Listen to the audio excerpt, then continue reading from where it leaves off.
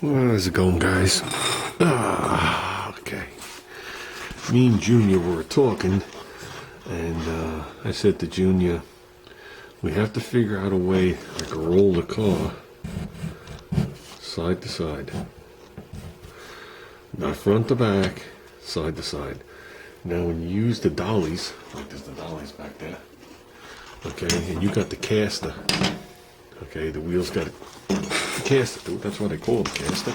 Caster. See? Rather than straight. In order to make this wheel switch direction, it has to roll out. So that means the object has to roll.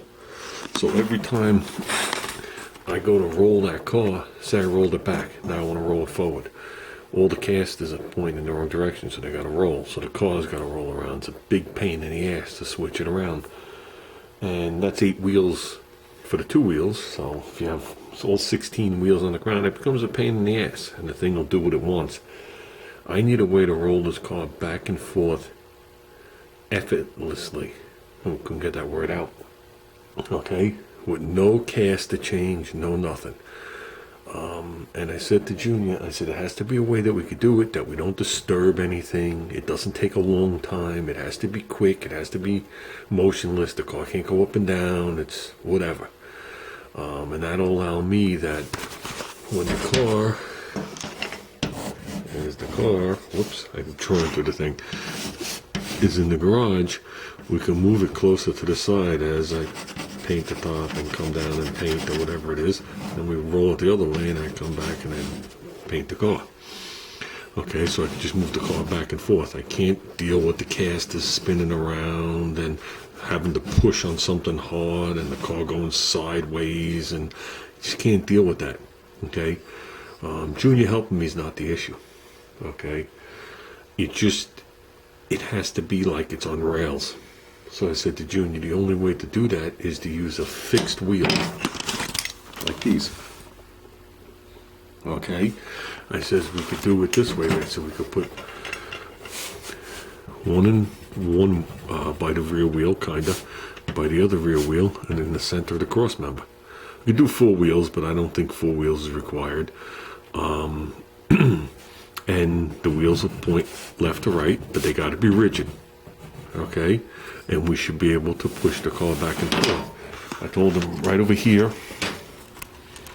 on the side of the frame, we'll make a little thing and there'll be a little bar sticking out. I'll do the same on the back of the car so we can just push the car.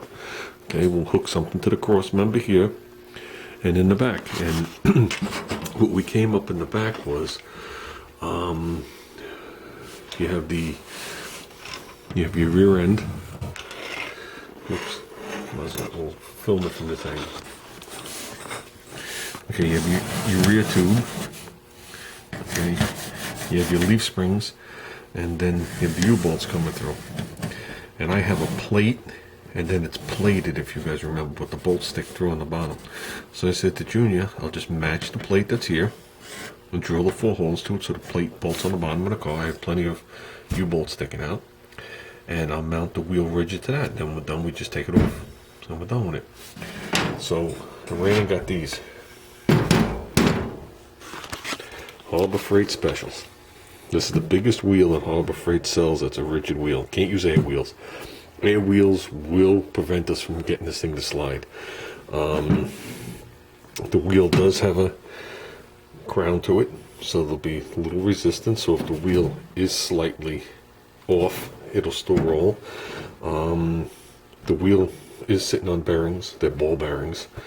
I don't know what the load, 600 pounds, so that would hold up 1,200 pounds.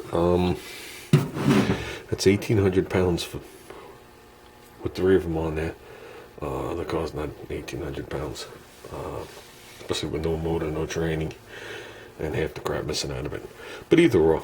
So you got to picture this thing mounted to a bigger square plate, and that square plate going underneath the leaf spring, okay, and the 4 studs sticking through, and me putting 4 additional nuts on there. It'll be bolted, and it'll be left to right. This will also allow me to leave the tires on the car, and when I want to use this setup, just take the tires off. because I'm not going to leave it like this all the time. And then I can put it down on the ground, and the car will easily go left to right. And that's probably the way we're going to attempt it. If it doesn't work out, I'll obviously return the wheels, and they're nice and round, huh? Shiner, that's best. So I bought 2 wheels. I didn't buy 3. Originally, I was going to use this wheel. Dave will remember this wheel. I got this wheel from Dizzy. This is an awesome wheel. Holy crap, I can only imagine what that wheel cost. This wheel, it was probably on a piece of machinery, had to be big dollars. Okay. First of all, it's not this cheap stuff here. Whatever this stuff is, nylon, maybe. Okay. The wheel has plastic, dust, and I guess water shield seals, if you want to word it like that. Has a Zerk fitting. Okay, and when you push this through a little bit, let me grab it from the other side. You can see, if the light will go in there, you see it? It's got a full caged roller bearing, almost the full width of this hub. It's about 1/4 of an inch shy. So right now it's pushed up against the other side and it floats. And then those are long roller bearings. So this thing is sitting on, I think I measured this wheel at 2 inches wide. So it's sitting on like 1.75 inches of nice sized roller bearings on a nice machined inner race hub, whatever, however you want to word it. So this is definitely a nice piece. But like I said, I think this wheel, I could probably get away with it in the front, but then I'd have to make all the bracketry to house it. And by the time I do that, it's cheaper to buy the other wheel. So I think we'll just put this wheel back in stock and hold on to it. Dave had sent this to me for my wheelie bar on the mini bike. Man, this thing, I can't even. This wheel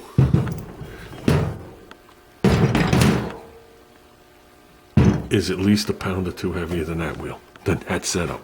And look what we're talking about. So, obviously this is all cast iron or whatever it is. This is some kind of plastic shit with some kind of bearing in it. So that's what we're going to go with. I think the system will work. That'll allow me to paint this car in one shot. And that's what I'm looking to do. Well, we're looking to do the engine compartment in one shot. We're looking to do the door jambs in one shot. We're looking to do the back sides of all the doors in one shot, you know, in one thing. Then have, I don't know if you've seen the way people used to do it in the old days. I think they still do it, where they'll paint like the jam and they blow it out onto the car. Okay? And then you back max the car deep inside. You know what I mean? You're sand is smooth and the color's already there, and you don't have to try and get into the door jambs and all that other stuff. That's the way it's going to be. Everything will be back painted. So when we paint the car, it'll be the roof quarters, hatch, doors, and front fenders. The engine compartment and the cowl will be done as one unit. The hood's going to be satin black, along with the scoop. And we'll do the rest of the car that way. And I think that with Junior helping me, I think I'll be able to just roll this thing. I think the car, when we go to move it, is just going to go. To be honest with you, I think it's just going to want to roll. So I think we'll get the car situated just right, and I think we'll be okay. You know, ideal situations are not in this garage. I mean, I have a couple obstacles. I have the lift above me, so that means the lower the car, the better. But the lower the car, the more chances of me spraying crap up. This will lower the car down a couple inches, so I should be able to get to the center of the roof without a problem. I have the lift poles in the front here. Toolbox and everything will all be gone. All that stuff will be gone. But we should be fine. There really is no front painting going on, just around the front edge of the fender. So it's not like we're going to be spending a lot of time around the front, and more time will be spent around the back. So the car part, I don't know if we're going to pull it in or back it in. I got to think about that. probably back it in just the way it is. So I only have to deal with these poles on the front fenders. And I have plenty of room to go around the back, obstacle free, to do the hatch and stuff. Like I said, we still have some body work to go. We still have a lot of stuff to do. We're gonna epoxy it and high build it, and we'll whatchamacallit, we'll guide coat it, block it down, and see how good the body work is that I did, and see how much more we have to do. There is definitely going to be more sanding before I go any further. I'm going over the whole entire car with 220. So I know this front of this door is only done in 120. That's a little too rough. So if you're actually relying on all these chemicals to fill in your sanding scratches, I'm telling you, a couple months down the road, you're going to see them. So, but then again, you can't sand it too fine that the stuff falls off in sheets. So, with that said, I just figured I'd let you guys know what we're doing. Probably going to do that in a couple of days from now. I have to get the plate, and hopefully that's pretty quick and simple. Gonna have to get nuts to bolt them on and stuff like that. So in this box right here is a gallon of epoxy, a gallon of high build, a quart of high build. There's about this much left high build in there. I open that up and start it. There's not actually nothing wrong with it, but I'm not going to use it on the car. I'll leave that for Junior and his models. We looked into paint. The paint's going to be a Deltron DBU. They have DBU and DBC, and they have the Deltron 2000. But I like the DBU better than the DBC. Like I said, I'm not a painter. I'm just more familiar with it. The paint on the wagon was DBC. DBU and DBC, the difference is the way you thin it or reduce it and activate it. DBU has a reactive reducer, they call it. I think it's RRT or RR something, and basically what it is, it's a reducer and a reactor or catalyst or activator in one. And basically you pick the temperature you want. You know, there's a variance of like 15 degrees. You pick the temperature you want, and it's a 1-to-1. It's 1-to-1 to 1.5.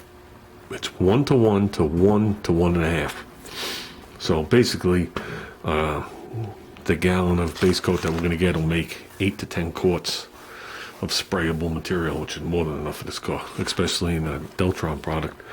The DBC is that gets reduced, and if you use it as just reduced, you could actually put it back in a can and save it.